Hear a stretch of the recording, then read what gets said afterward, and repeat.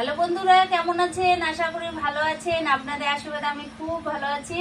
এই যে দেখেন, রান্নাবাড়ি কিন্তু কমপ্লিট হয়ে গেছে। কি রান্না করছি আপনাদেরকে দেখাচ্ছি, আপনারা কিন্তু অবশ্যই দেখবেন আর ভিডিওটা একটু শেয়ার করে দিবেন। কি রান্না করছি তাহলে শুরু করি আপনাদেরকে দেখানো। প্রথমে এটাই দেখাই। এই যে দেখেন, বলছি না কচুর ডাইগাটা ভাজা করব।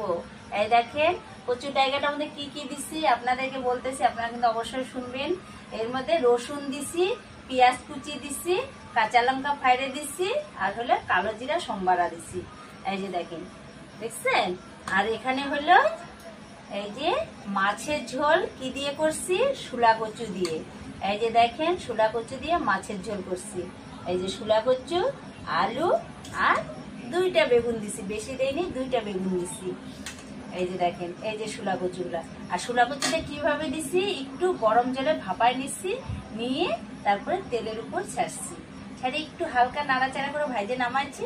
তারপরে ঝোল দিয়ে মশলা দিয়ে সবকিছু দিয়ে আবার একটু কষাইছি, কষাইয়ে তারপরে হালকা একটু ঝোল দিচ্ছি। এই যে দেখেন, ঝোল কিন্তু বেশি নাই, কারণ হচ্ছে শুলা কচু দিয়ে মাছের ঝোল করলে অল্পই ঝোল দিতে হয়।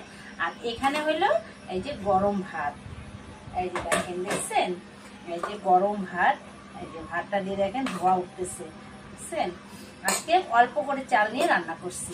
আর এখানে থালা নিয়ে বসছি। এই যে এখন ভাতটাও রেডি করতেছি। শুলা কচুটা এইভাবে করলে না, শুলা কচুটা মাছ দিয়ে করলেও ভালো লাগে। আবার হলে এমনি যদি বুড়া মাছ দিয়ে সরু সরু করে কাটে যদি চচ্চড়ি করা যায় তাও ভালো লাগে। শুলা কচুটা সবভাবেই ভালো লাগে।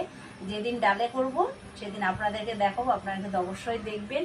আমার ভিডিওটা ভালো লাগলে লাইক শেয়ার কমেন্ট অবশ্যই করুন, ফলো করতে ভুলবেন না, ফলোটা একটু বেশি বেশি করুন।